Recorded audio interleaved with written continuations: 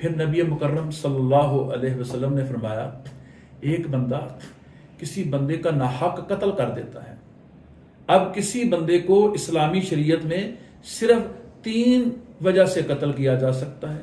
یا تو یہ شادی شدہ ہے تو یہ زنا کا مرتکب ہوا ہے تو حکومت اس کو سنسار کرے گی، اور اگر اس نے کسی کو قتل کیا ہے تو اس کے بدلے میں اس کو قتل کیا جائے گا، یا یہ اسلام قبول کرنے کے بعد مرتد ہو گیا ہے تو پھر اس کو قتل کیا جائے گا. اور یہ سارا معاملہ بھی ریاست کرے گی، اپنے طور پر کوئی نہیں کرے گا.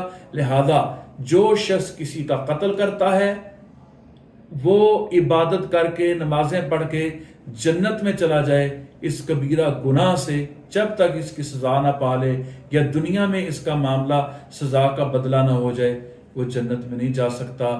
اور وہ سمجھے کہ میری نمازیں قبول ہوں گی. لہذا اس وقت جو قتل و غارت گری ہے لوگ دیکھ رہے ہیں، قتل کو فیشن بنا لیا ہے اور جسے چاہا فائر مار دیا. آج وہ وقت آ گیا ہے قاتل کو نہیں پتا کہ کیوں قتل کر رہا ہوں، مقتول کو نہیں پتا کہ کیوں میں قتل کیا جا رہا ہوں. لہذا میرے محترم بھائیوں، پاکستان میں بسنے والوں، قتل و غارت گری سے بچو. یہ بہت بڑا جرم ہے، یہ ہماری عبادتوں کو کھا جائے گا، نمازوں کو کھا جائے گا، ہمارے لیے جنت کے دروازے بند ہو جائیں گے. لہذا اگر ہم جہنم کی آگ سے بچنا چاہتے ہیں، جنت میں جانا چاہتے ہیں تو قتل و غارت گری اس فساد سے اپنے آپ کو بچا کر رکھیں.